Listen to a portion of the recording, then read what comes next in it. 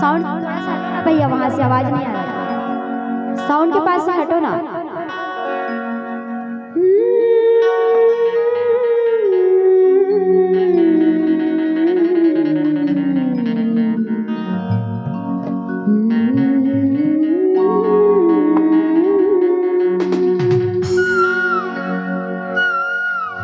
नीम के डाराले चिड़ैया बोले,